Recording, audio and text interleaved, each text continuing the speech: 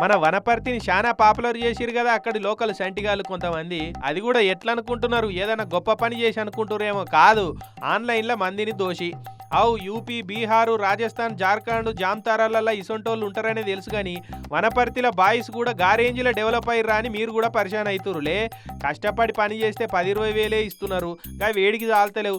అందుకే చిటికల లక్షలు సంపాదించాలని రాజస్థాన్, యూపీ, బీహార్ దిక్కు పోయి ఆన్లైన్లో పైసలు ఎట్లా దోయాలనో సైబర్ దొంగల కాలేజీల షార్ట్ టర్మ్ కోర్సులలో చేరి కోచింగ్ తీసుకొని మరీ వచ్చిరట. అంత దూరం నుంచి ఆన్లైన్లో మోసాలు చేసుట్లా కోచింగ్ తీసుకుందామని వచ్చిరా. మీ అసొంటోళ్ళ కోసమే మేము వెతికేది, మీరు జమ్ములరా అని చెప్పి మంచిగానే కోచింగ్ ఇప్పించిరట వాళ్ళు. ఇక ఆన్నే ప్రాక్టికల్ ఫైనల్ పరీక్షలు పాస్ అయ్యి ఈడుకొచ్చిరట. ఇక ఉన్నూరులోనే కుటీర పరిశ్రమ లెక్క షురువు చేసి ఆన్లైన్లల్లా పైసలు దోసుడు పెట్టిరు.